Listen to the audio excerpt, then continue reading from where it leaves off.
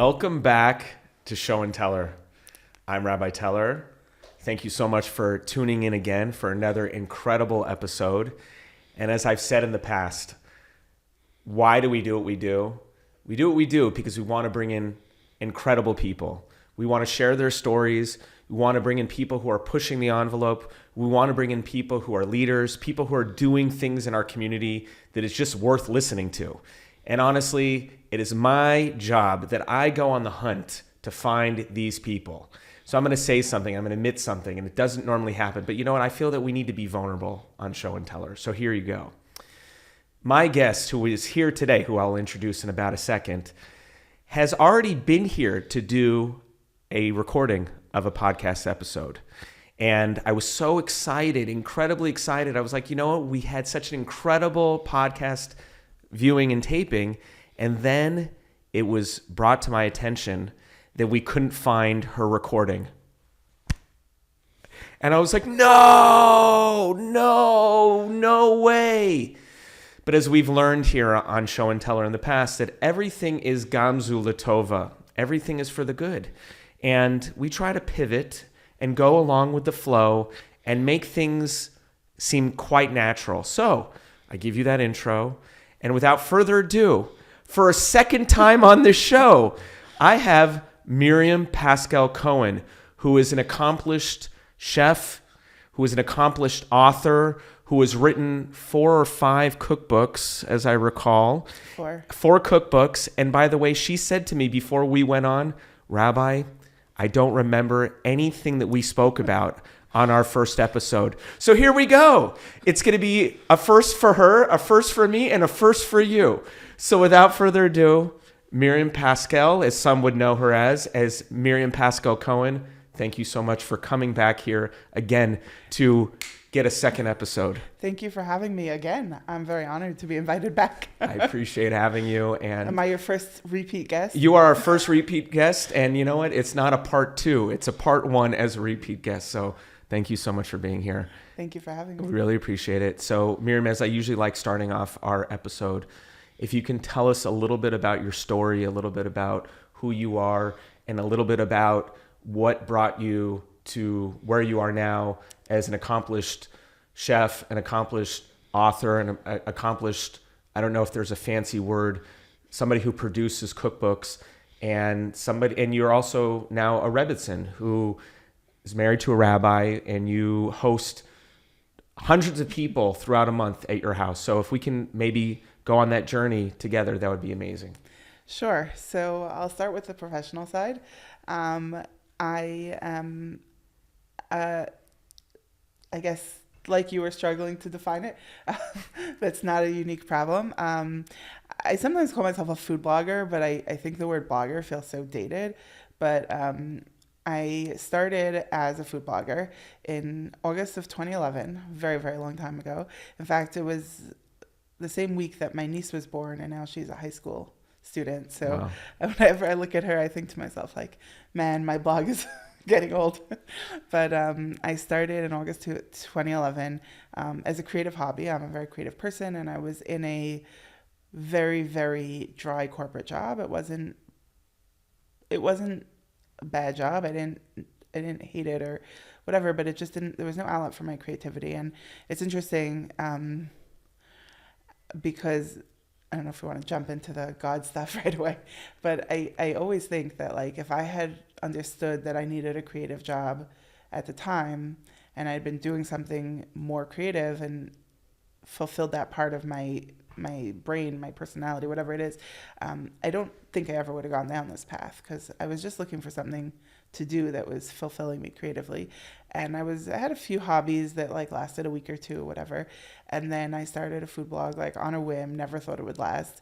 And then people started to come and visit, and they would leave comments and say, like, oh, I made this, it was delicious. And I was like, oh my gosh, that's so cool. Like, there's, like, real people who are just, like, making things that I posted on the internet. Like, and so it spurred me to keep going. And so I did that for I'm trying to think how long it was. Not long, probably about a year. And then I started working for a kosher magazine. Which one? I'll mention the one I'm working for now. Okay. I was previously working for a different one. I left there just a better fit for me at this other one, which is Mishpacha magazine, which is like the largest Orthodox Jewish magazine as far as I know. And so I have a column there for close to 10 years at this point. I think I started in 2016, so 9 years, I guess. But anyway, so I was doing that. And then in 2015, I published my first cookbook. So 10 years ago. Wow. Which is crazy. And then What does one have to do to publish their first cookbook? Like, what is the process that has to happen? It's such a long process. Give us some insight or some idea. I'll tell you. So I'm getting sidetracked, which is fine because that's me. I apologize. I just sidetracked her for all the listeners out there, but I felt that this was important and I would have forgotten if I didn't find out what this was. I am the queen of getting sidetracked, so this is perfect. So people actually come to me all the time. They want to write a cookbook. They want information because I've written 4 cookbooks and I have a lot of experience, obviously. And I think the thing that I try to impress people the most when they want to write a cookbook is like it's a very, very big undertaking. So I can't fully define why, but I do publish recipes on my website. So over the course of a year, I try to publish about 50, like about one a week on my blog. So there's hundreds and hundreds of recipes on my blog, which is overtimecook.com. Little shout out to myself. You heard it first. And all totally free and whatever. And yet the process of writing a cookbook, which is maybe 150 recipes, it's so much more because there's just something when you're writing a cookbook, it's not a random collection of recipes. It's like you have to think about the collection as a whole as well. So you have to really think about how it fits in with everything else. And then also because it's very permanent, if it's on a blog and you realize there's a mistake, you can update it. You can't do that with a cookbook that they print, 20,000 copies or whatever to start. You can't just quickly fix a mistake. So basically, you're editing, you're testing, and I can't speak for every cookbook author, but I test every recipe multiple times, and I'm editing and proofreading, and we have multiple editors, both the publisher and I have my own that I work with, and it's just such an involved process. And then there's also the photography, which I do myself. Besides for everything else, I also do food photography. And so we're talking about, I do the styling and the photography. So setting up the shot and taking the picture and cooking all the food again. And it's just the proper angle, the proper lighting. Yeah, it's such an involved process. And it's honestly, just a huge project.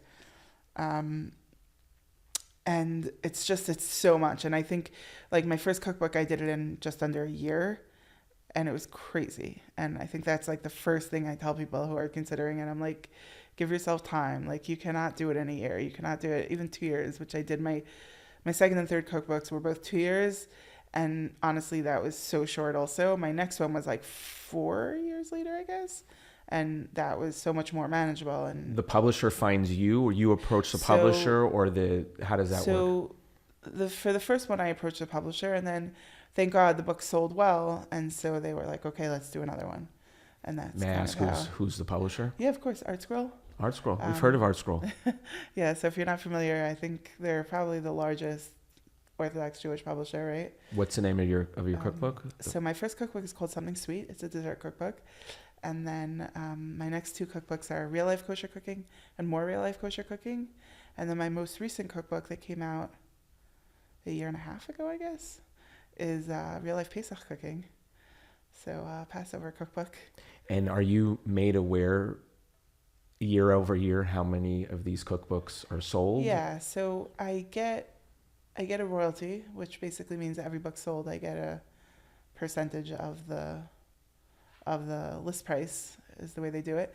And so twice a year I get a royalty check, and it comes with, actually I just got the statement a few days ago, but it comes with an accounting of every book sold and the channels, because the royalty varies slightly.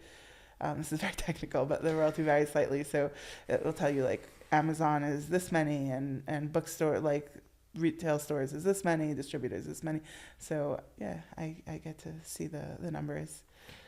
Do you have any more cookbooks in the future that you're hungry or excited to be writing about? Or are you saying, you know what, as you just described it, it's a lot of work, there's a lot of effort, there's a lot of, or do you say, you know what, this is just now part of who I am, this is part of my journey, this is part of my evolution as a chef, as a food blogger, that I want to put my stuff out there? So it's interesting. Firstly, people ask me that all the time. And my standard answer is I'm definitely thinking about it. My longer answer is that I love writing cookbooks. Even though it's so hard and so much work. It's really interesting. So you're going to have to tell me why you love it. I'm going to, but so I used to say I'm addicted to it, and then I've learned to be a little more sensitive with the use of the word addiction, because I understand that it's obviously a very serious problem for people, and using it lightly is not whatever. But there's such a thrill for me on a cookbook more than anything else, because it fulfills me creatively more than writing individual recipes, because that whole process of looking at the picture as a whole, like looking at the book, is such a fun step for me. But also, like, I love writing, I love photography, I love cooking. It's like just all the things I love wrapped up into like a package, and it's such a crazy amount of work. Like I don't know if I should say this, but like I really make myself, I get like physically sick from like every book I write, right? Like by the end of it, I'm like, but it's like you work so hard and it's so creatively fulfilling. And then when it comes out, and thank God people love my books, and so it comes out and the feedback is just like amazing, and people are using it and cooking from it. And it's like, I don't know if I should say it like this, but it's almost like a high. It's like after working myself to the bone, and like I say, like literal blood, sweat, and tears. It's crazy. But then like it comes out and it's like the most amazing feeling. So like after like a few weeks, I'm like, all right, I'm ready to start thinking about my next one. Not that I immediately start working on the next one, but like I'm always thinking about the next one. Even when I'm working on a book, I'm like, what will my one after this be? Because that feeling that I get when it comes out, and it's just like, firstly just like holding it in your hand when you've worked that hard on something, but then also like the feedback, and it's just so incredible that I can't get enough of that. I mean, it sounds like it, not to make it similar, but it almost sounds like a director or a writer, if they produce a screenplay, or they're, a musician and they produced an album, or I'm some sure kind of I've never composition. done those things, but I'm sure it's in a way it's your magnum opus. It's you're 'cause composing something, but this is your medium, and how you compose in totalitarian. This is now something that you're taking somebody on a journey from start to finish. Right. And I think the other thing that's interesting is, I think people who are not creatives don't understand it as much, but I think anyone who, whatever kind of creative, whether you're in music or film or graphic designer, any cooking, like any kind of creative, someone who produces creatively, I think is probably like nodding to themselves as they listen to this, because it's like you pour yourself into it so much. Like I always say I give 110% of what I have into every book that I produce, because it's just, I mean, and maybe it's not only creatives, but I think there's like a certain thing when it's creative. I don't know if you consider yourself a creative person, so I don't know if you're relating to this or not, but it's just like I pour everything I have into it. I look at a book and I say, like, I couldn't have done more. I've done everything I could. I've given everything I have. And I think that comes through, again, not only with cookbooks, but I'm sure anyone who produces things, like you were saying, I'm sure that comes through in the final project. Like when you go through it, you're like, you don't necessarily understand that that's what you're seeing. Like, oh my, they put everything they have into it, but you feel the passion when you're watching the movie, or you're listening to the album, or you're reading the book, whatever it is, like you feel it so much. And I think that's what makes it successful, is people see like a glimpse into your soul. Yeah, Into, it really is your soul. You're and, putting your soul into your work. And I imagine that your fourth cookbook is much different than your first cookbook. Absolutely. And it also elucidates, if that's the right word, or it's a glimpse into where you were at a stage in your life. Yeah. So and if you were to embark in another journey, it would be very different. It would be very different. And it's your story and how it. So it's interesting that you say that, and we could go back to the Rebbitzin element of things, because I was not a Rebbitzin when I wrote this book. My husband and I moved out here to LA very shortly after my fourth book came out. But even just getting married really changed my most recent book, because before that, so your fourth book, you were married. Yeah, my first 3 books came out. I actually met my husband very shortly after my third book came out, and then okay, I'll tell you something funny.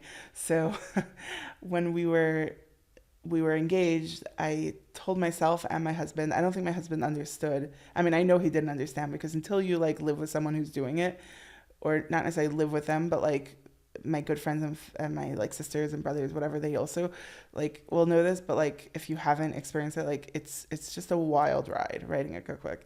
And especially like towards the end, it's like, I really can't describe it. But so my husband really didn't understand this at the time, but when we were engaged, or right when we got married, I said to him, I'm not going to write a cookbook during Shana Rishona, which, in case anyone's not familiar, Shana Rishona is the first year of marriage, and you're meant to really spend that year developing your relationship and getting to know each other and just enjoying your time together. I mean, you could see how much time, effort it took for her to create a cookbook as a baby. Now she's married, and she should put just as much heart and soul, theoretically, in your first year of marriage to get to know your husband. So I knew that people didn't understand that. So I knew that if I was going to work on a cookbook, I would be really not spending my first year of marriage, working on my marriage and my husband and my relationship. And so I promised myself and my husband, who again at the time did not understand what that meant, I said, I'm not working on a cookbook during Shana Rishona during the first year of marriage. I'm going to wait until after to write my next cookbook. That being said, I did not actively work on it until after our first year of marriage. But so I write all my cookbooks in Google Drive, which, aside from all the other benefits, everything is dated, right? So I can go back and see when a particular thing, like recipe, was written, or when anything was created or whatever. So when I was almost finished with the cookbook, I was like, I'm curious, when did I start this like folder called Real Life Pesach Cooking in my Google Drive? And it was, so we got married in August 2020, and it was, I don't remember if it was October or November 2020. So I was guilty. I was secretly working on it. I don't want to say secretly working on it. It was more that I was like, I can't turn that off. So I was just like, I jot down ideas always. I mean, so many times, like, I'll wake up in the middle of the night with an idea, and I'll just quickly make a note on my phone. And sometimes when I'm like low on ideas, I'll go through my notes and be like, what were those ideas that I quickly jotted down? But I realize it's like, there's a word in Hebrew called parnasa. Yeah. And parnasa typically means like your livelihood, and how one makes money and how one makes a living. But you see from this is that this is not your parnasa. This is who you are. And it happens to be that you make parnasa off of who you are as a person. Right. Where I think it's like, some people are trying to find a job, and they have a job, but they don't really like their job and what they're doing, because it's 9 to 5, 9 to 5, 9 to 5, clock in, clock out. Right. But you could see your perfect example that you've said this a couple times during this episode, like, I'm a creative. A creative. You're just being yourself. Right. You're showing who you are, and thank God you happen to have cashed out in certain areas on doing what it is that you love. It's true, and it's such a blessing. But I do want to add my pet peeve. People say, do something you love and you'll never work a day in your life. And I hate that. It's such a false promise. It's not true. You're always going to work, even if you love what you do. You could like your job or not like your job, but there's always going to be parts of your job that you don't love, and there are, but like I this thought experiment that sometimes my husband and I will be like, okay, let's say we, when the Powerball was like over $1 billion or $2 billion, whatever, and we're like, okay, if we buy a ticket and we win, like, I don't think we even bought a ticket because the odds are not in your favor, but we were like, it's fun to think about, right? Like, what would you do if you would win like $1 billion? I don't know if I'd want that 2.2. That's exactly what we decided, which is why we didn't buy a ticket. I said, not that I don't want blessing in my life, but I just don't. It's too much. It's too much, right? And I also want to win like $10 million. Yeah, like enough that I could because like I think it would buy a house. I think it would take away my free will in life. It would take away my desire to want to continue to strive, right? And go for the glory and not go for the glory, but go for more work and appreciate what life has to give. And I just feel that would be such a detriment to have $2.2 billion. And I also feel that the amount of attention that you would get, the amount of magnifying glasses that would be on you, I wouldn't be able to live a life. 100%. That was why we didn't buy a ticket, because we said it's too, well, not because I said, I want to give enough to my family and to others, Right. If you buy a ticket, you're not playing the odds. If you're playing the odds, then there's no point, right? My father always used to quote the line, I'm not sure who said it, that I think it was the lottery is a tax on stupidity. My father is also very brilliant, by the way. He was absolute genius. And so if you're playing the odds, that's silly, because the odds are not in your favor. But I said, so my husband and I had this discussion, and I said, maybe God wants us to be rich, and maybe all we need to do is buy a lottery ticket and we'll be rich. And maybe, imagine what we could do with all that money. And then we were talking about it, and we decided it's too much. I think it's too much responsibility to have that much money. Like, if, God wants to send us a couple million, that would be nice. If he wants us, like, 2 billion is just more responsibility than I'm ready for. But I brought this up because I wanted to say that I always think to myself, and this is, I think, a sign that you're really, really blessed with loving your work, is I don't think I would do anything significantly different in terms of my work. There's my thought process. But would you be as motivated? That's the thing. I'm motivated by money. Let's be real. Life is expensive, but I'm not motivated solely by money. So I always think, like, if, let's say, I were to win $2.2 billion tomorrow, like, the first thing I would do is take the ads off my website, right? They're a significant portion of my income, and it's a great win-win because it doesn't cost my viewer anything, and I get paid. It's a great system, but I don't need it. I'll take it off. But I think I would still write cookbooks because I love the process. It's not just about the money. The money helps. It's nice, but it's not. I would still be doing outreach as well, still trying to reach the masses and stuff like that. But I don't know if there's a part of it that in your own life and that you accomplish something without any handouts. Right. And I just feel like that would be such a big handout. I would be like, I wish I could have just said that I accomplished. I mean, thank God, I think we've accomplished something in our lives, right. But is that too much of an accomplishment that has been just given to me without having any work and having, I like to get up out of bed and knowing that, like. Okay, so note for the audience, if you were thinking of writing Rabbi Teller a check for $2.2 billion, he says that's too much. Keep it smaller. Thank you, Mrs. Pascal Cohen. We appreciate that very much. And honestly, you said something, and I kind of wanted to insert myself as the rabbi for that moment. But maybe I'll ask you this before I answer. What gets you out of bed in the morning? Oh, that's a good question. Or if you had it your way, what would get you out of bed in the morning?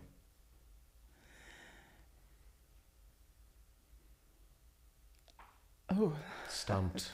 Putting me on the spot. Okay, I'm tempted to make a joke because that's what I always do. So, like, my coffee. I love my coffee. I just learned right before we started recording that you don't drink coffee, which is very sad. We take coffee very seriously in our house. But, I guess going back to what we were saying before, like, there's a passion in everything I do. So, we talked a lot about the cookbook stuff, but also, like, the stuff I'm doing as a Rebbitzin,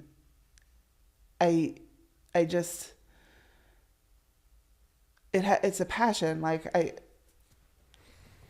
I'll say this.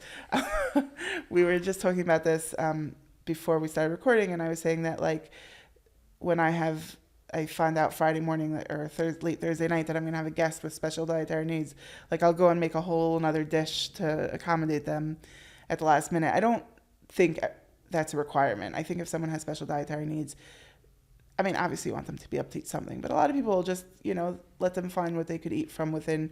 But like, I'll really go out of my way to make whatever it is that will be good for them. And I don't do that because I have to. I do that because of my passion and because I love to feed people. I love to. You like to feed people's neshamas, their souls. Right. And so is that what gets you out of bed in the morning?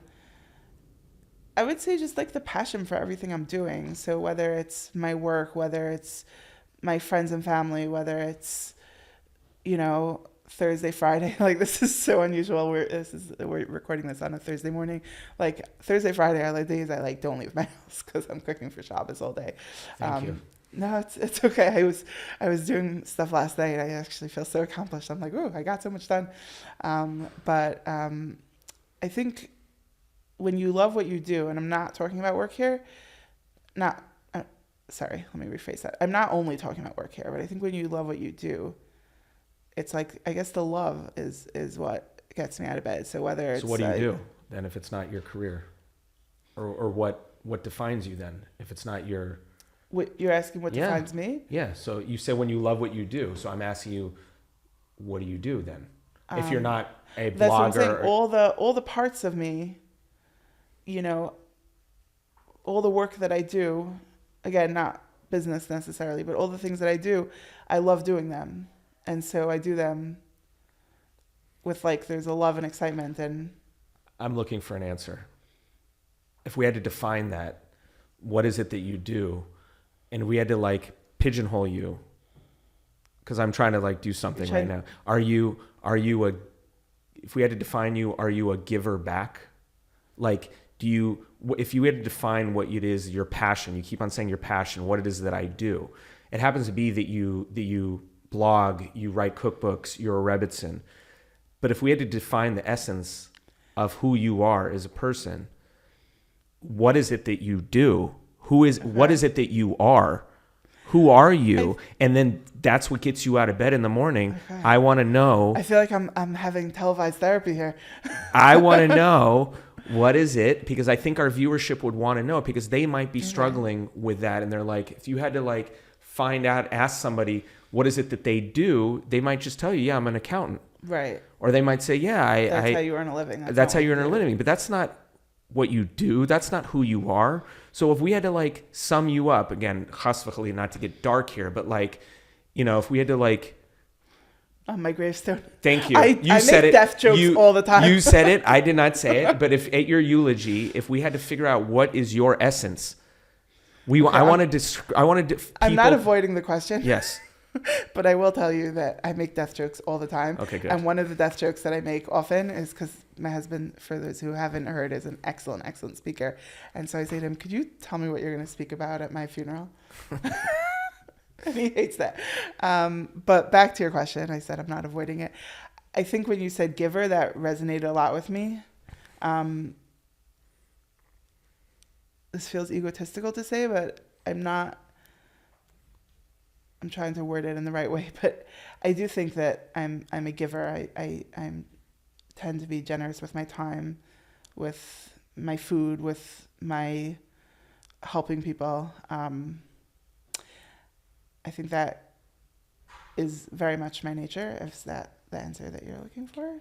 I think it is.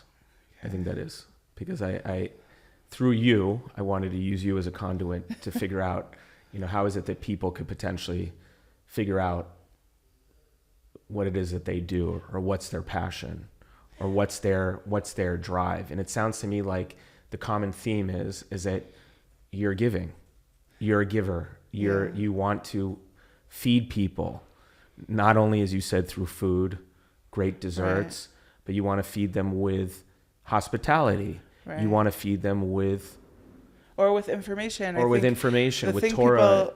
And by you, that's you maybe get up, I'm speaking as you maybe get up out of bed in the morning and say, I'm getting up out of bed today because I have an opportunity to feed somebody. Right. The proverbial feed somebody, whatever that is. Like that. But you're here to feed somebody. You are the ultimate chef who is there to cook up your concoction, whether that be food, desserts, Torah, knowledge, and you feed somebody. That's very cool. Wow. Thank you. You brought out a cool idea.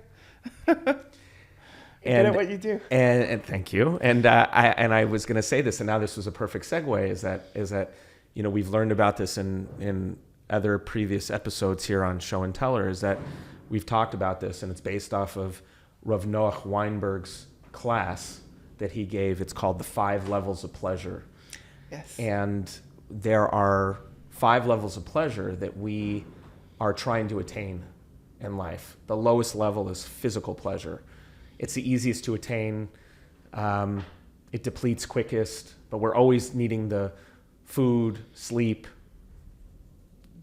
hugs, kisses. We want that physical pleasure. Higher than that, harder to attain, but doesn't deplete as quicker, love. Higher than that, we're all searching for meaning.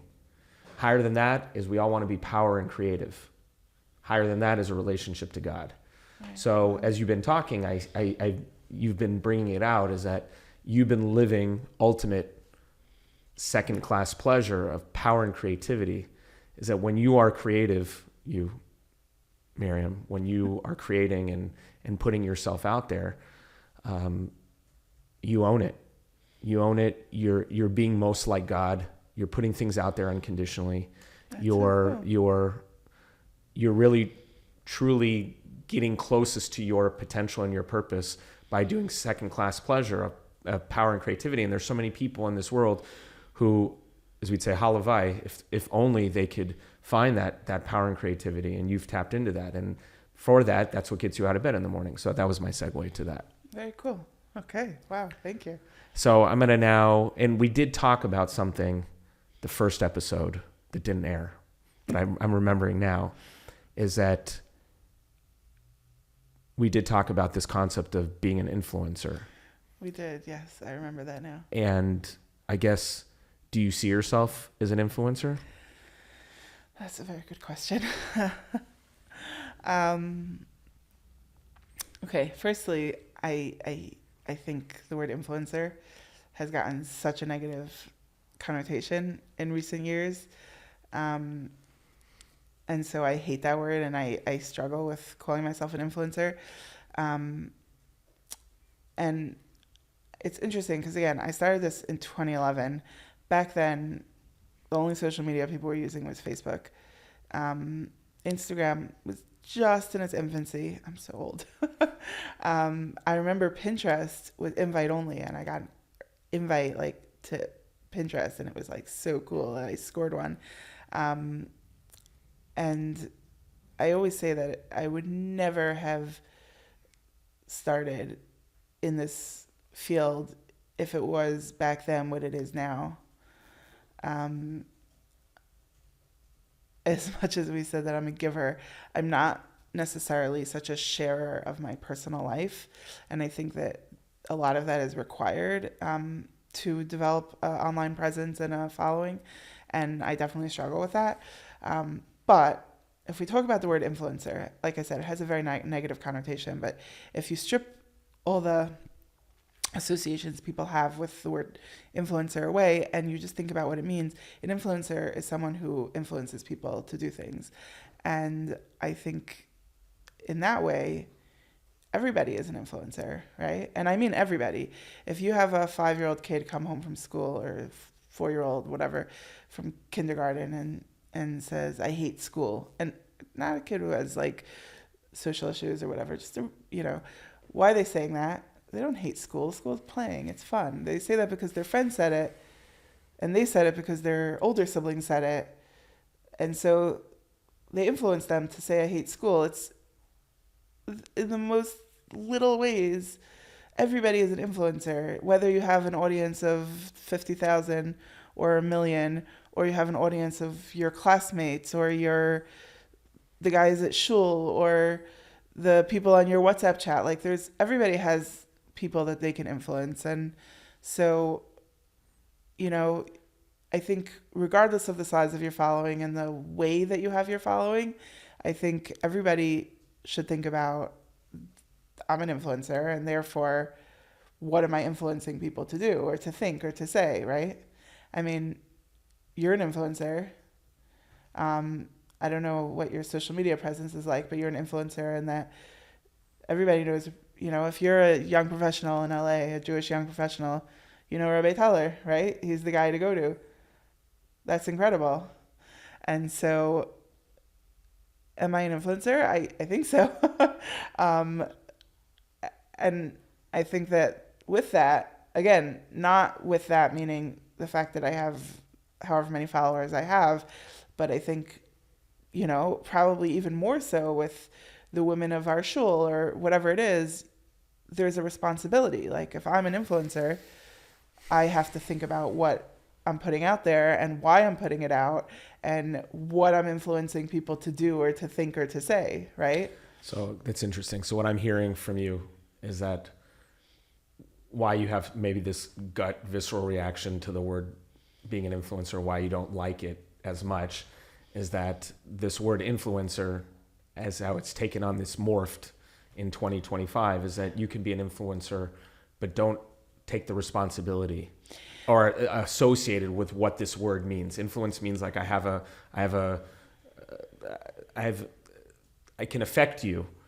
And there's a Right. responsibility with the aspects of me affecting you and making decisions in your life, where I think a lot of people don't necessarily take on that responsibility. And Right. So it's interesting. I think in the world at large, when people think of an influencer, they think of like, not sure if I should try to do the voice, but like, come with me, or like, get ready with me, and like this very like, you know, kind of ditzy, like lack of substance, which firstly, I think in many cases might be just the act that they do. Like, how do they all have the same voice? But I think, right, I think, you know, when you think of an influencer, you think like, oh, all they do is ask for free things. That's like the way people look at it. But I think if you're an influencer and you take it seriously, you can do so much good, and you can also do so much harm. Like, you know, I have this all the time where people want to send me free products, right? Because they want me to post about it, and I have a very, very firm policy. I'll never say negative about a brand. If I don't like it, you won't see it. And believe me, there have been a ton of things said to me that my followers never saw. And sometimes that's a very difficult conversation to have, especially if it's like a small business where I had recently, it was very, very uncomfortable. It was this small business, and she, I'm sure, put her heart and soul into what she did, just like I do. But it wasn't just me. Like, maybe my standards are high, but like I actually served, it was a food item. I served it and like nobody touched it. And I mean, whatever, everybody like nibbled at it, but it just really wasn't good. And I felt so bad and so uncomfortable, but I can't, you know, this is part of what I was saying about responsibility. Like, if I'm going to influence you to buy a product, it better be worth your money, right? And it's, you know, so you can do harm. You could go online and trash a business. There have been businesses that have like been ruined by that. You can go online and lift a business up. There have been businesses that went from like nothing to huge numbers because of influencers. But I think also it's not only about the business end of it, but just what you say, what you inspire. You can inspire someone to be hateful. You can inspire someone to be, you know, more loving. You can inspire people to do good, to do bad, to think about certain things. And I think it's just like a kind of a responsibility that you have. And again, whether you have an online following or not, like meaning whether you're in the traditional sense an influencer or you're just someone who is putting it out there to your friends and family, but you have a responsibility to say, why am I putting this out there? What is my desired effect? Will someone be hurt by this? Will someone be helped by this? And, I think everybody can ask themselves that about what they put out there. I think if you have a large online following, it obviously increases that, because instead of, a few hundred people or, a few dozen people, it might be 20,000 people, but it's in one way it's exactly the same. Like if I'm putting something out there, whether it's on the chat of the women of our shul or whether it's on my Instagram, I have to think about what I'm saying, why I'm saying it. Is it useful? But I think it's a responsibility that you have to kind of look at and say, like, what am I doing? Why am I doing this? Mm-hmm. I mean, I could talk about this all day, but it's good. It was good. And I appreciate you elucidating that and bringing that out. We have a few more minutes, so I want to kind of do something fun with you, if that's all right with you. Sure. I'm going to put you on the spot a little bit. Okay. And you're like, what the heck is Rabbi about to do? But we were talking about this before we went on, so I'm just going to ask you. Miriam Cohen, what is your favorite sweet thing to make? Oh, I thought you were going to ask me about some other. No, don't worry. We're going to. Oh, okay. My favorite sweet thing to make. Oh, that's a good question. I'm going to pick two. We'll accept. Just because it's kind of the two that I make every single week. And so one is a bundt cake. Every single Shabbos I make a bundt cake. Bundt cake comes in many different flavors. Yeah. Oh, you want a specific flavor? I want to. Listen, you want details. You want specifics. Man. This is. We're getting. No. So every week I make one, and this will not be relatable to most people, but I don't use a recipe. If I'm creating a recipe like to publish, I'll measure. But I mean, I'll measure somewhat, but every week it's different. Sometimes it's better than others, but like often, if someone's like, oh, that was amazing, can I have the recipe? I'm like, I have no idea. But every week it's another bundt cake that, so last night, the one I made, very excited. We haven't tried it yet, but it was a triple citrus cake with lemon, lime, and orange. And it smelled amazing when it came out of the oven. We haven't tasted it yet, but I love doing that. And then also maybe my real most favorite baking thing is cookies. And if you're going to really pin me down, my most famous recipe ever, so of course I love it. It's been made by, I don't know, tens of thousands of people all over the world. It's crazy. Is my chocolate chip cookie recipe that's made with no margarine or butter. So if you want to make it... no margarine or butter, so what the heck? No, it's made with oil. It's not like okay. fat-free, but people who, if you're keeping kosher and most of the baked goods you're making are realistically going to be non-dairy, so butter is not an option, and it's oil-based, but it's chewy, it's perfect, and so I make that very, very often. There's that emoji that we put on the phone, that emoji. I will have to try this recipe. Okay, or come over and I'll give you some cookies. Amazing. There's always some in the freezer. Okay, that was her favorite sweet thing to make. Now I'm going to ask you next question. What's your favorite savory thing to make? So I know the answer you're expecting because we were talking about it right before we went on. So I'm going to tell you my top 3 favorite foods, okay? Here we go. To make or to eat? Both. Okay, good. Not necessarily in this order because the order shifts based on my mood. But my top 3 favorite foods are dumplings, which I know you're expecting because we were talking about it before we started recording. We talked about pot stickers. We talked about pierogies. So dumplings are my favorite food, and my favorite type of dumplings are pot stickers because they're crispy on one side and chewy on the other side. So it's like the best of both worlds. And then also waffles.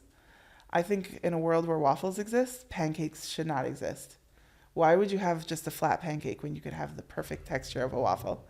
And I actually do waffles pretty often at my Shabbos meals. If you've been a guest at my house, it's relatively likely. You do waffles for dinner? Sweet and savory. So I do like a cornbread waffle that I top with like a maple bourbon chicken. I do sweet also, so I'll do like a sweet waffle, and I'll make like a dessert board with like chocolate sauce and fruit and whipped cream and whatever. And then the third one is popcorn, which may seem like, okay, popcorn is popcorn, but I'm not a food snob in general. I really am not. But popcorn, I am a snob about. So firstly, pre-made popcorn, like from a bag. Like never. Orville, whatever those. You're talking about the kernels or the bag? Like the bag. Microwave popcorn is a crime against humanity. I'm sorry. I feel very strongly about this. Microwave popcorn is terrible. Pre-packed popcorn, like people were telling me like, oh, you got to try this Trader Joe's popcorn. I'm like, I mean, no. the kind that you open up in a bag and it's already. No, it's stale. It's terrible. I also do not buy like my kernels at the grocery store. I actually buy. And you say that you say you're not a popcorn snob. I'm saying I'm not a food snob, but I'm a popcorn snob. Okay. That's the one. I buy my kernels from a farm in Indiana.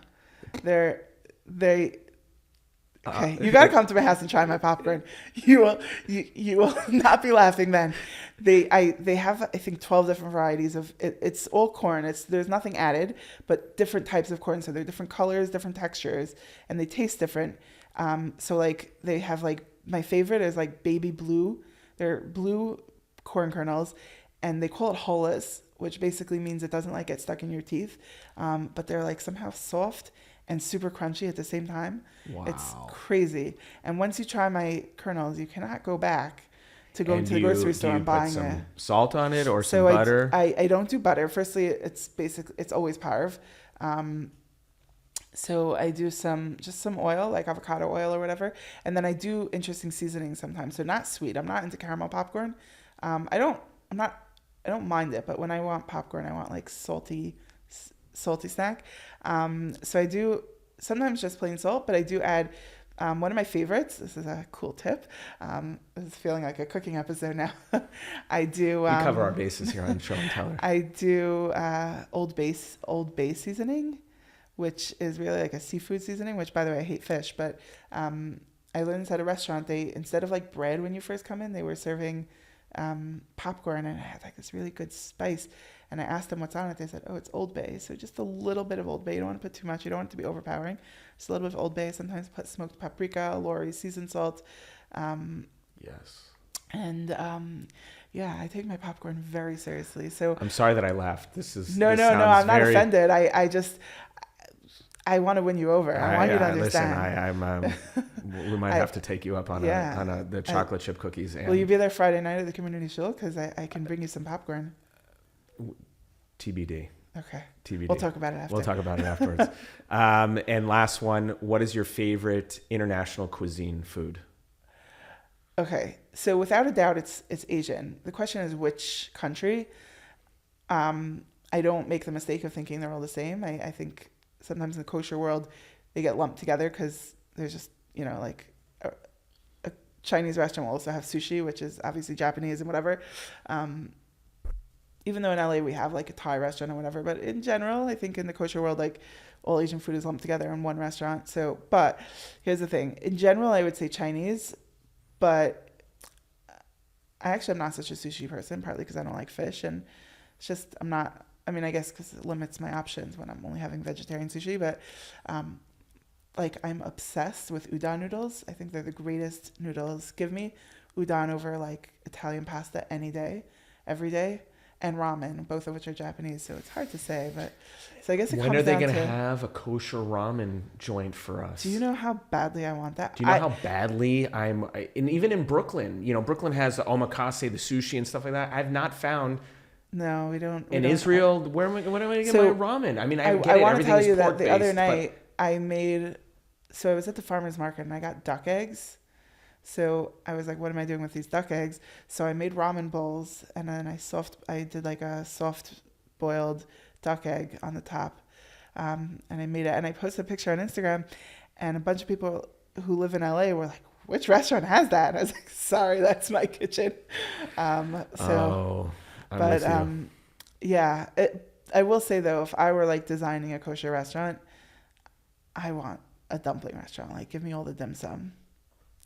In dim sum. Yes. Amazing. Mrs. Cohen, I just want to say thank you so much. Thank you. Thank you for having This has me. been wonderful. Hope I made you hungry. Oh, you've made me hungry. You've gotten me to think, and I appreciate you being so transparent and allowing me to go off on tangents, and hopefully I didn't take you too far off tangent. And hopefully our audience was able to follow you, and this was a fun episode, and I really enjoyed it very much. And thank you for agreeing to come back. Of course. God willing, we will hear wonderful things about this, and people who have learned your passions, what gets you out of bed in the morning, and what your favorite cuisine is. And I think we will leave with people feeling inspired. So thank you so much. Thank you. Thank you for having me.